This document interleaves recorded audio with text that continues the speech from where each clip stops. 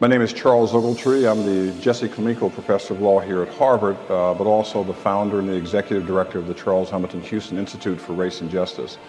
We opened our doors right here in this Ames courtroom in September 2005, and since have held a number of remarkable public and free events talking about justice and race.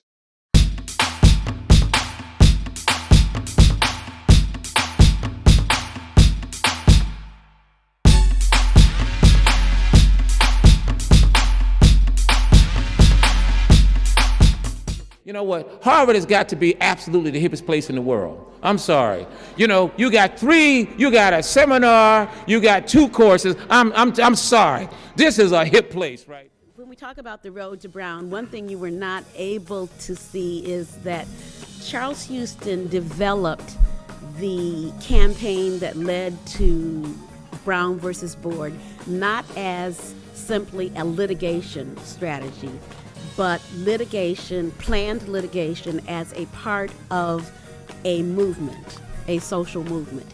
He considered the struggle for racial justice, for freedom and equality. Because it is not about who is most victimized, it's about changing people's sense of grievance and uniting them around a common cause. Now, Alan is saying the common cause is winning. I am saying the common cause is changing. And winning may be part of changing, but ultimately we have to keep our eyes on the prize of changing ourselves, changing our country, and changing, yes, who is in the White House.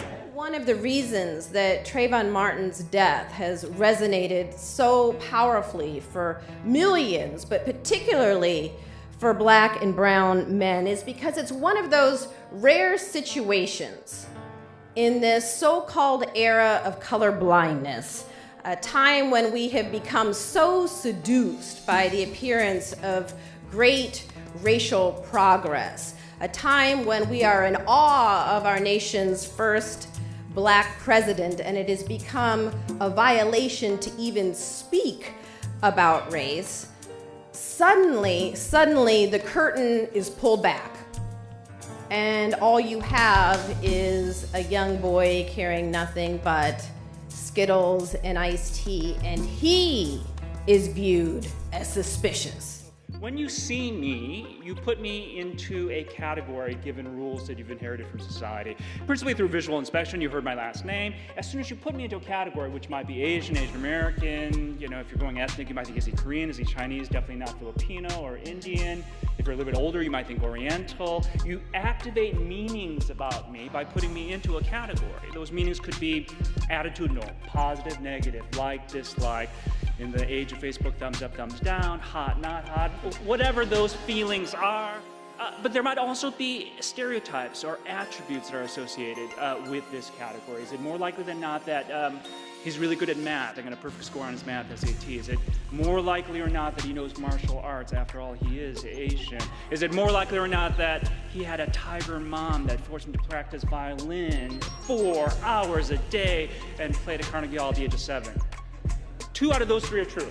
So the point is, when these meanings get activated, it alters your interaction with me. The baggage in your head alters your interaction with me, and more interestingly, it happens automatically. Every time I see kids now with hoodies on, listening to music, just walking, minding their own business, it reminds me of my son. And it reminds me to stay focused on our children. Because today it was my family. Tomorrow it may be yours. If we allow people to discriminate, to cause harm and kill our children because of the color of their skin, what's next? Are we going to allow them to discriminate because somebody's hair is too long or too short, or the person is too fat or too skinny or too dark or too white?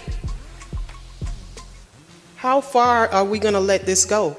I want to try to merge my purpose with your purpose, because you are our leaders. You are the top of the line. people are going to be listening to you very soon. So it's important that you understand how I feel as a mother, as a parent, as a person, as an American. We know what Dr. King said, and A. Philip Randolph said, and Frederick Douglass said, and all the rest. We know that. We need a new voice for the 21st century.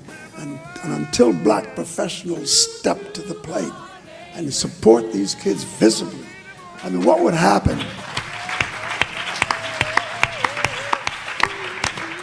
What would happen if the most anointed of you were to collectively, not for a day, not for a lifetime, you don't have to get arrested, just show up. They'll give you the platform, but let this body stand there. I am so humbled and honored to be associated in any way with this program. My late husband, Derek Bell, would be so honored as well. And I want to thank the Houston Institute, particularly Charles Ogletree, Derek's former student, wonderful David Harris, and Rob Smith, for all that they do to really bring social justice to all of us. And I pledge to support the Institute as much as I can in the future. It's really my honor.